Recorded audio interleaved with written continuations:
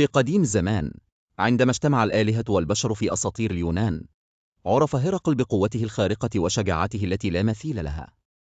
وبينما كان يسعى لتطهير خطاياه وإثبات جدارته بالخلود، كلف بإتمام 12 مهمة شبه مستحيلة عرفت باسم أعمال هرقل.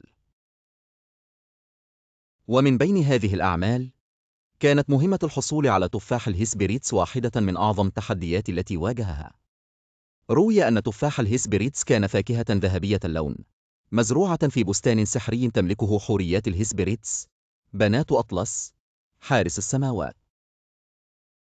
كان التفاح هدية زفاف مقدمة من غاية، أم الأرض، لزيوس وهيرا. وحين أدركت الآلهة قيمته، وضعت هيرا تنينا خالدا يدعى لأدون لحراسة البستان إلى جانب الحورية. انطلق هرقل في رحلته بحثا عن البستان، متجها إلى أقاصي الأرض، حيث تقبع أسرار لا يعرفها سوى قلة من البشر والآلهة. في طريقه واجه تحديات عديدة، لكنه كان يعرف أن الحكمة أحيانا أهم من القوة. ومن هنا التقى الإله أطلس، الذي كان يحمل السماء على كتفيه عقابا من زيوس.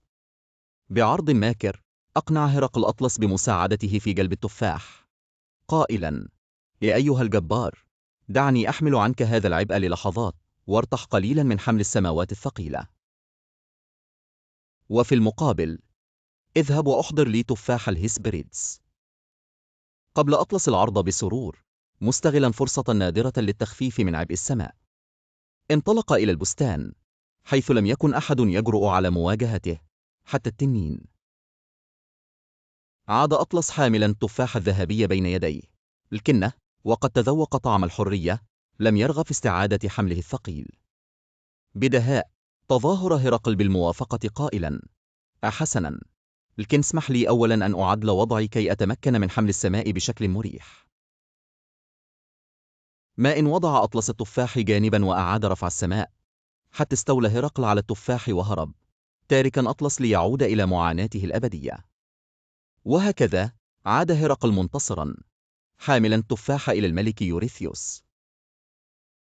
لكن التفاح لم يترك في أيدي البشر طويلا، إذ أمرت الآلهة بإعادته إلى مكانه، حتى يبقى رمزا للألوهية والخلود، بعيدا عن طمع البشر.